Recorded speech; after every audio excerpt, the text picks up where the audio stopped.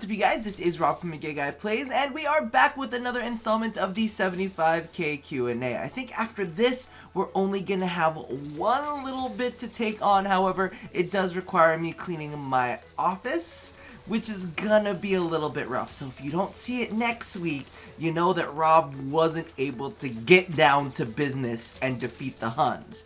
Alright, so as always, we're gonna start off with a little bit of housework. What is it called? House cleaning? Housekeeping? There you go, that's where we're going with that. But today's episode is gonna be focused on choices. Now before we jump in, I almost want you guys to keep a running tab of these questions, because a lot of them are really fun, and I think that we could all kind of see where everybody stands in certain places. I think this is going to be a really cool episode to kind of comment along with. So, jumping into it, Tegan Jobson asks, fast food or a homemade meal? In most cases, it's gonna be a homemade meal because I'm a good cook. I got some cooking chops, all right?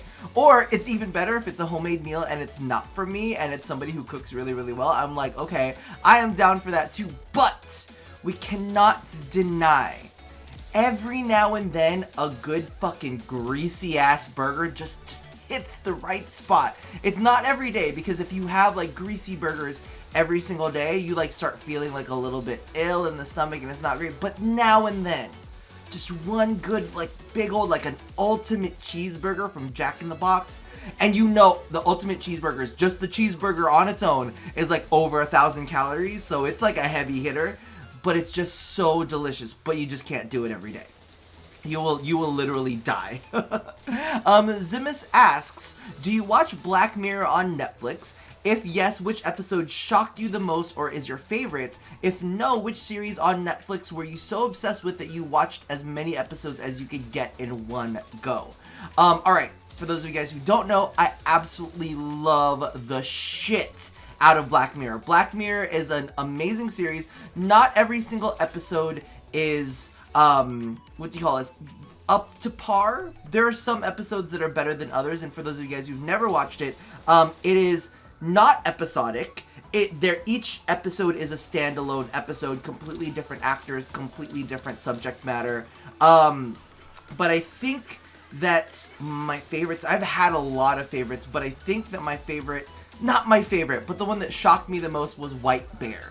If you guys check out White Bear, that is gonna, and really dig deep into the thought process of it, because I don't want to give anything away, but what ends up happening with it really makes you think about the way that you deal with certain things. I don't want to get into it because I don't want to give it away, but other really good episodes are BRB. BRB absolutely killed my heart and soul. There was one which was called Hang the DJ, and I think that everybody loves that episode.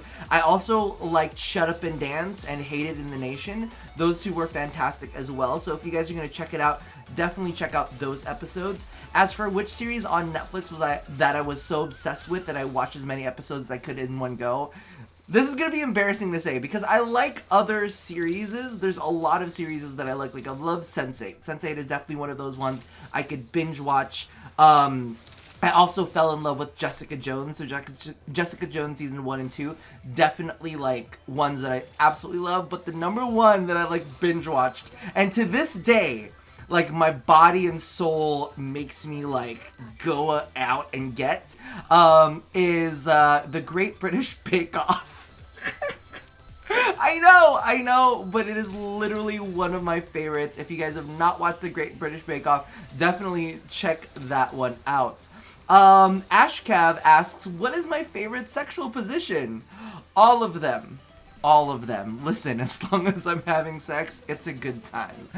Portal Creeper asks, what is your ideal type of man? Are they small like Nuja or bulky like a rhino? Now, if I'm going to be completely honest with you, I appreciate both ends of the spectrum. Really, to be I've dated rhinos and I've dated Nujas, and I've been more than happy dating, either type.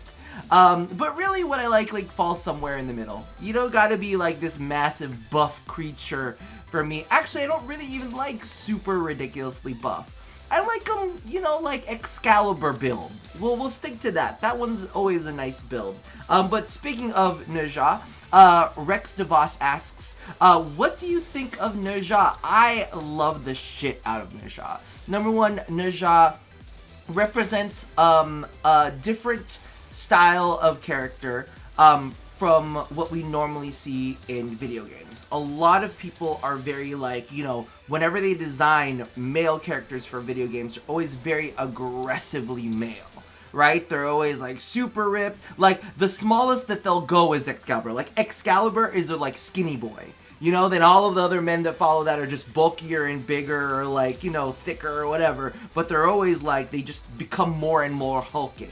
It's like there's too much testosterone in the world. But Nerja is one of those frames that it's like, oh cool, you can exist in this world as well, still contribute to the group, still be a great part of the group and fight your ass off.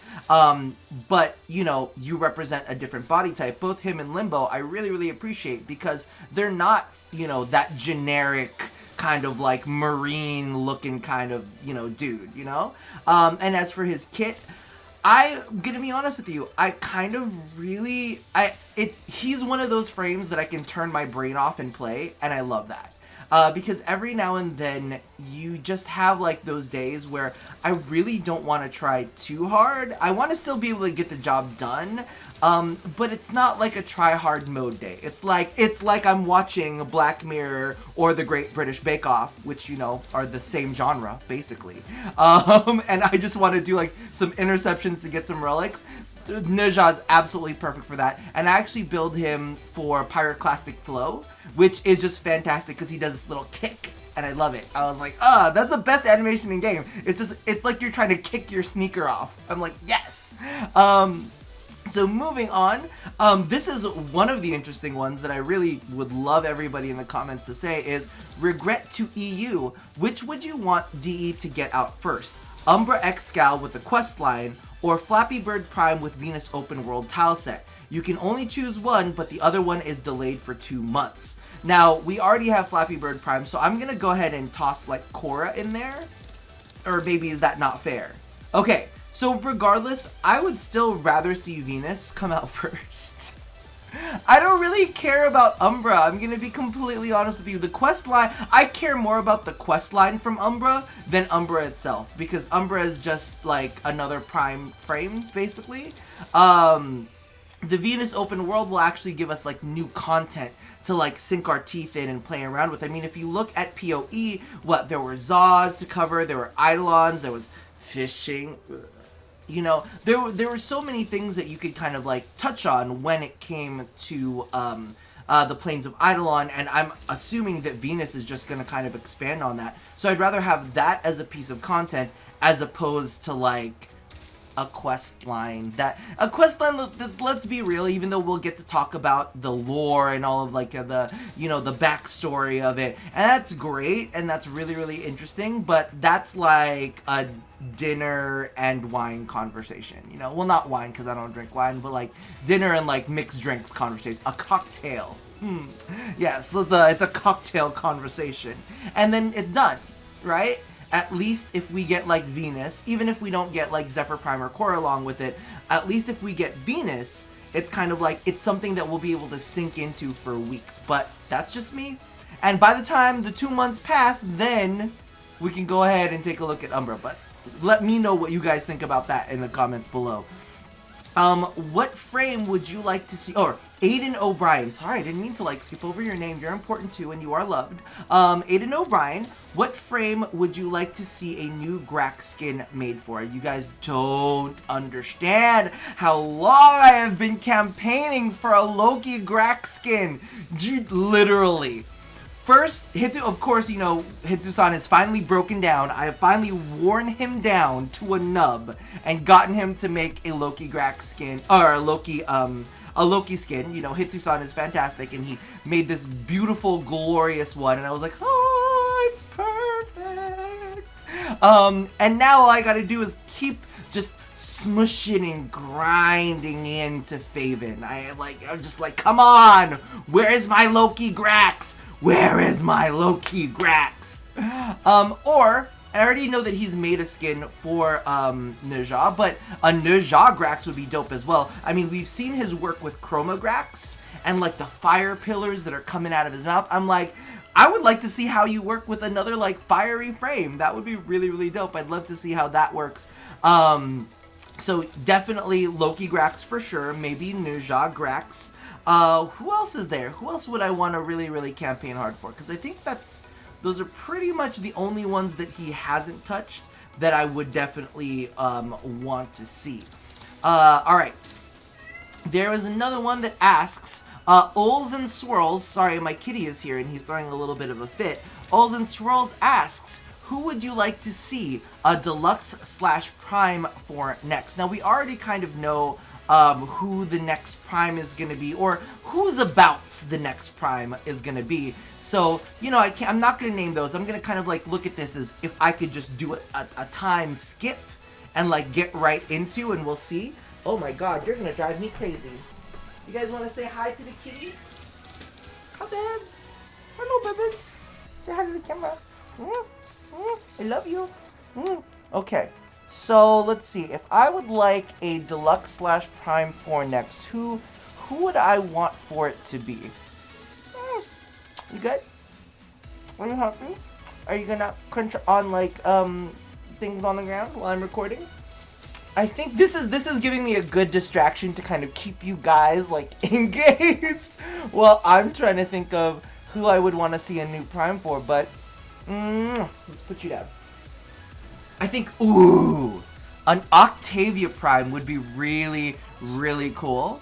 I would really like to see something along the lines of that. Who else is there? Like, it's weird because every single time I start thinking about Warframes, I'm like, every single one that I kind of grew up with has already been pretty much taken. So I think that I'm gonna go with like maybe an Octavia Prime. An Octavia Prime, I'm down for a little bit of that action. That would make me very, very happy. Alright, so Stark numbers, because he's got way too many numbers in his name. Uzumaki, who do you think would win if Warframes went against each other, Ash or Nidus? Now, I think that he's trying to say which Warframe do I think would win the whole thing, Ash or Nidus? But really, at the end of the day, we all know it's going to be Loki, because Loki would just disarm them all, stay invisible, let them kill each other, and then, you know, stab someone in the neck, and then be done with it. He just throw a decoy down, everybody would be like, oh, Loki's already dead, like, okay, whatever. But really, Loki would just hide, wait, stab one of their asses in the neck. That's all it would be. So I don't know Ash or Nidus. Nah, neither of them would win. It will be Loki. The end. Simon Reynauld asks, which is your favorite focus tree for operators out of all 5 and why? To be completely honest with you, I really thought about this, and there's always been just one focus tree that I've strongly loved, and that would of course be Naramon.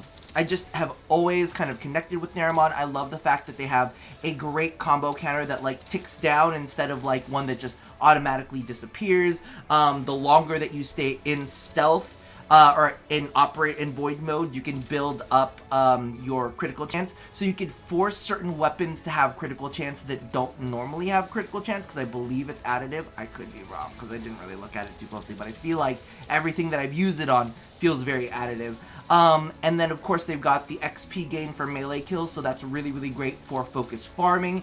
And their dash like opens everything up to executes. That has like so much synergy. You can use that with arcane, is it arcane mites?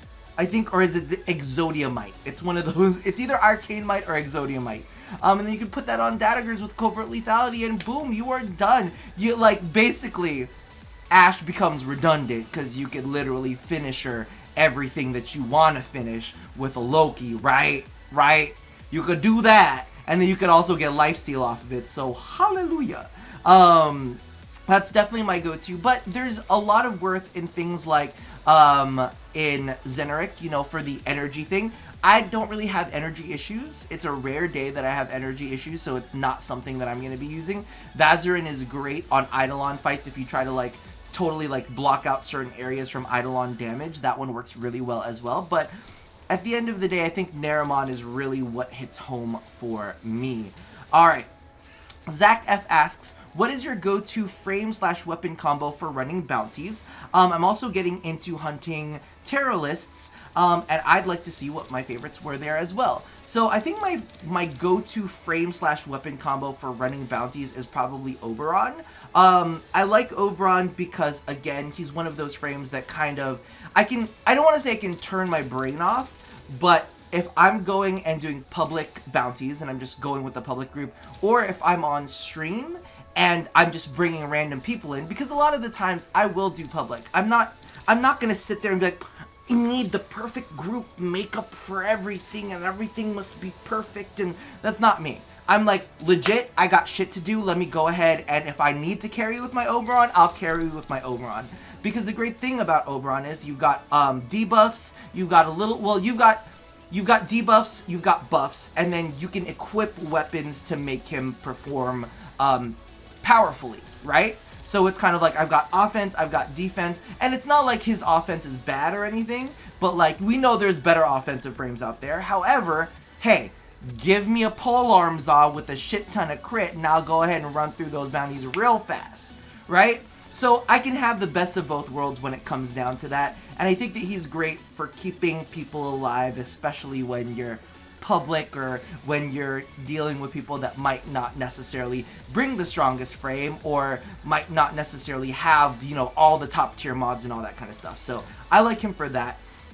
As it goes for terrorists, I like Trinity, and my loadout for her is just Trinity and Vectis Prime, because hashtag Team Vectis Prime. Forget any of the other snipers exist. Nobody cares about the Opticore. Nobody cares about shotguns. It's hashtag Team Vectis Prime all day, every day, for the rest of eternity.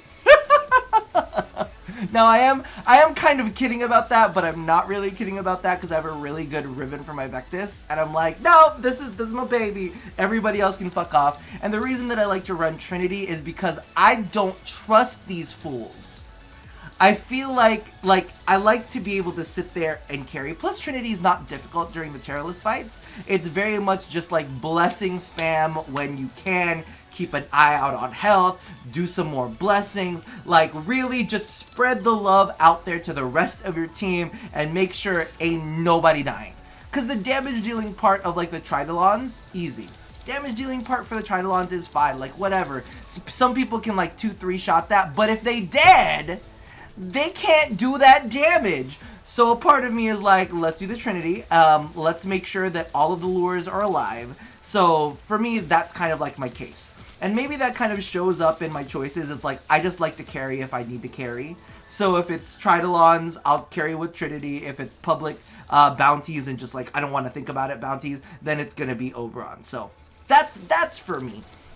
Let's see. So Unknown Error and Diablo the Reaper also kind of asked this. So for those of you guys who are wondering, I kind of had to break up some of the questions, and I'll be answering some of the other questions in like a future video. But Unknown Error, this is mainly his thing, and then Diablo also kind of chimed in with a couple stuff. But they wanted to know, what is one change that DE made and I would like to revert? Now Unknown Error also wanted to know, what do you think is the best change that DE has made?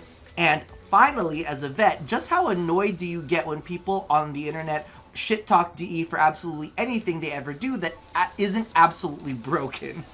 Alright, so let's dissect that. I think one of the changes that DE made that I would like to revert, and this is a very, very selfish change. Alright, this is a very selfish change. I would like to revert dead bodies alerting other enemies of your presence and stealth, because I would like to keep my stealth multiplier forever and ever. I know that I don't really need it now because experience doesn't really do or work off of any of that, but I was so I like felt attacked. I was sitting there and I was like, did they really they're specifically coming for me, aren't they? And it felt, honest to goodness, I was so like triggered, and I'm like, okay, Well, I mean, it's okay. I can still use Equinox for all of this. I can still use Avara for all of this. But a part of me was like, y'all literally came for like Loki and Ash on this, didn't you? I was like, you bitches. And I would like to see that reverted. I would also like to see that stealth hits should count as critical so that I can Berserker forever and ever and ever. It's all petty. It's all super duper ridiculously petty.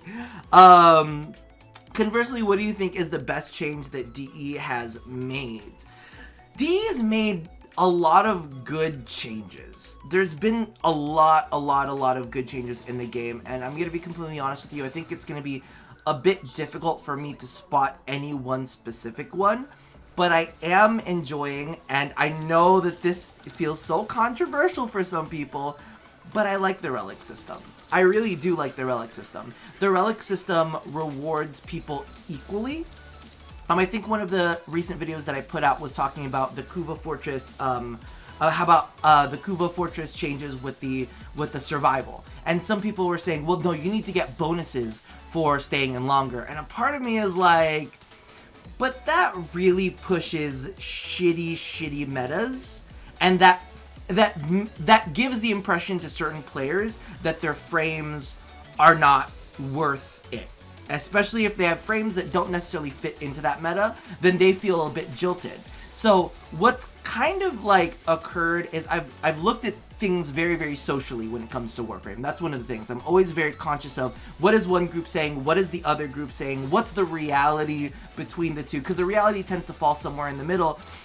And what happened with Void Keys was, you'd use one Void Key, and you'd stay in a survival for as long as you could, or you would stay in a defense for as long as you could, because you would get more rewards out of that. And the thing is, it swayed the meta of Warframe where you never played any of the other keys. You only played survival or defense or any of the escalating ones. You would only play something that escalated, because that's, number one, that would force you into those specific mission types, because that would get you the most rewards. So the thing that I've always kept in my head was, if DE starts rewarding escalating missions, if they start rewarding escalating missions, then it's like they're telling their community that only this certain group of frames matter, that only this specific group of builds matter, that these specific weapons matter, everything else you're not going to be earning as much. Because that's how we are as players. We like to min-max things. We like to try to get the most out of the least amount of work. So, and here's the thing. Don't lie, because for me, I know all of those endurance runs. Half of them are cheesing. Well, more than half of them are cheesing, right? In fact, a majority of them are cheesing. There's maybe like 90% cheese in those endurance runs. So they don't speak to players being powerful. They speak to players being able to utilize cheese. And you know why? Because I like cheese and I understand cheese. But I also understand the negative impact that cheese has on the community. It's like the community is lactose intolerant, but they really want the goddamn mozzarella sticks. And sometimes you have to say, hey, chill out with the fucking mozzarella sticks, because you're gonna be in the toilet later on and everything is gonna be filled with shit. So for me, I kind of like to hold people accountable for statements like that, because I don't think that they understand that pushing certain metas, it doesn't put certain frames on a pedestal. What it actually does is it ditches certain frames in the dirt because they don't fit those metas. What relics do, and I think it's fantastic, it's an equal reward for what you're doing. So you get 5 minutes in a mission. It can be as difficult as you want, or it can be as easy as you want. It's your choice. And I think that's the big thing, is because players who don't do escalating, they feel like they don't have the choice, because those aren't the frames that they want to play, or there's not the weapons they want to play. They get stuck with the short end of the stick. Relics say, all right, you want to do 20 waves, you get rewarded the same as someone who does 40 waves. You know, you could do 220 waves, or you could do 140 wave. You're cool. So I think that relics are pretty good in that case. They did add in the whole, you get bonus like drops and all of that kind of stuff, but I don't feel like that's so extremely pivotal. So a part of me is kind of like, at least these fissures happen on different tile sets. You know what I mean? So it's kind of like, it's a little bit more of a mix up, right? All right. Anyway, I got I got totally and absolutely like taken over by that. But want to finish it off is finally as a vet, just how annoyed do you get when people on the internet shit talk DE for doing something that isn't absolutely broken? I've seen this so many times, and it's kind of like there's two sides of the community. There's a community that likes balance. There's the community that loves the cheese. And I'll be honest, I fall a little bit closer to the cheesy side than the balancey side. That's just me. And I love me a good, extremely powerful weapon. But the thing about it is, DE is always going to get shit talked no matter what. If the weapon isn't powerful enough, oh, it's not worth investing in. If the weapon is too powerful, then it's power creep. So it's I've always just heard so much shit talking, and I'm like, I don't want that. And as you guys can probably see in the way that I treat my community, I'm like, y'all need to act mature and y'all need to not be babies. I'm sure that y'all have seen me in the comments before enforcing some of these things and cussing some people out, and it's because it's fucking pixels on a screen. Why are y'all getting so hung up? You act like your lives are so difficult. This is like more than first world problems. This is like digital first world problems. So I'm like, you just need to calm your shit down. Now, along those lines, Louis LaFontaine. Oh, I love that. I love that. Do you believe that Warframe should balance / nerf everything to the same level? I like how this person is already like, he's already putting his opinion in there. Nerf everything to the same level, or improve everything into fun, meaning you can use anything you like. So either nerf everything to the same level or buff everything to the same level is what I think that you're getting at. And enjoyable Warframe weapons. See, number one, if you're gonna ask me a question, I can tell if you're trying to lead me down a specific path. Don't do that to me, baby. I love you, but I see where you're trying to say. What I think that is actually absolutely great, and maybe this also fits into Unknown Era's question, is I love the fact that they have the mastery rankings, and that each of those mastery rankings gauge as much damage as the weapon should be doing. That's one of the things that I kind of really love about this, because you know that if you get a mastery rank 8 weapon, it's not going to perform as much as a mastery rank 14 weapon, right? And that's fine, because as you gain mastery, you should get more and more powerful. I honestly believe in progression, so I don't believe in this whole everything should be side grades thing. I don't believe that everything should be side grades. I think that there should be weapons that are more and more powerful, and I believe that players should have to work to get to the more powerful weapons. That's just my opinion. As you guys know, I do fall on the side of the cheese. So, you know, DE hooked me up with, you know, a Mastery Rank 25 weapon, please. Because I would love to see how that Mastery Rank 25 weapon, you know, works as compared to that Mastery Rank 14 weapon. Come on. I'm excited. That's 10 Mastery Ranks. I want to see what that Mastery Rank 25 weapon works like. But I also want to see all these little people down here who have, you know, not spent their time grinding stuff out get pissed because they couldn't get up to Mastery Rank 25 for that weapon. Of course, not now. I don't expect everybody to be able to, you know, do all that. But I'm just saying, I feel like there should be progression, and that progression should be the balance.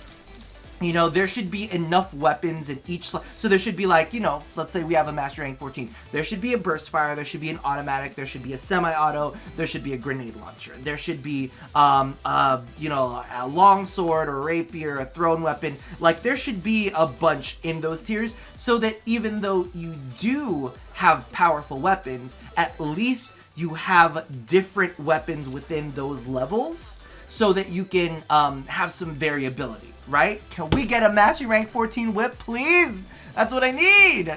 All right. So what I'm saying is, I like progression. I like, you know, getting more powerful as time goes by. And DE hooked me up with a Mastery Rank 25 weapon, please.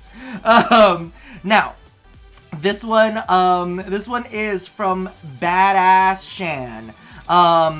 Kiss, marry, kill, Vehek, Alid V, or Ballas. All right. You can tell we're winding down now. We're gonna have a nice friendly end after those intense questions. Now, usually for me, it's not kiss, marry, kill. It's fuck, marry, kill. But you asked kiss, marry, kill. So we'll work with kiss, marry, kill. All right. So I'd probably marry Ballas. Like, I want to see exactly why Miss Lotus like pieced out so quick.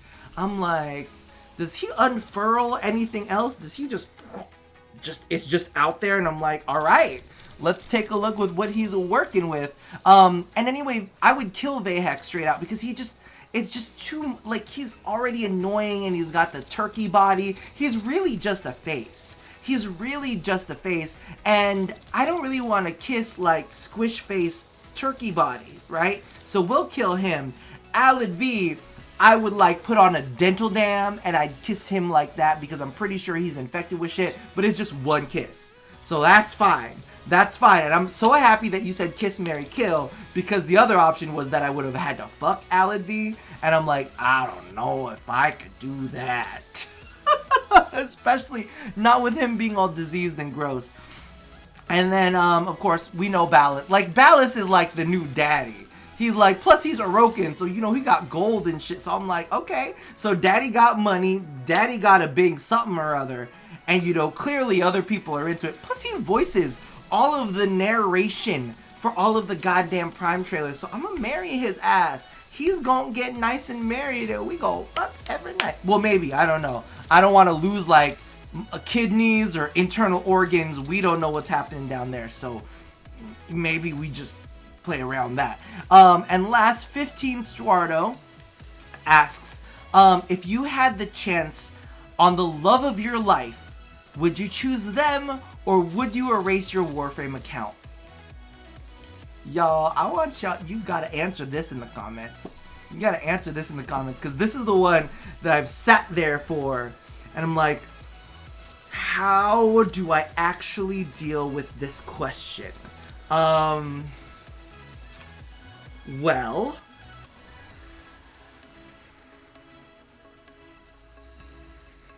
oh, see, I was gonna say something creepy and say, like, Warframe is the love of my life, so it's all together in one. But that's not the reality. Like, I like Warframe a lot, but it's not the love of my life. Now, the question is, does the love of my life have the ability to, you know, to restore accounts? Maybe I'll just erase my Warframe account and then have support, like, take it back. Is that something that I could do? Because love of my life wouldn't ask me to erase my Warframe account. It's you, 15 Suardo, that asked me to erase my Warframe account. So, oh jeez, I would probably, okay. Question is, and I need details. If you're hearing this question, I need you to go in the comments and I need you to give me the full details and I'll answer you in the comments. That's what I'll do. Does he have all the money in the world? A lot of money? Is he going to be with me forever and ever? Till death do us part? Is he going to put a ring on it? Like, how does my mama feel? Like, what kind of car does he have?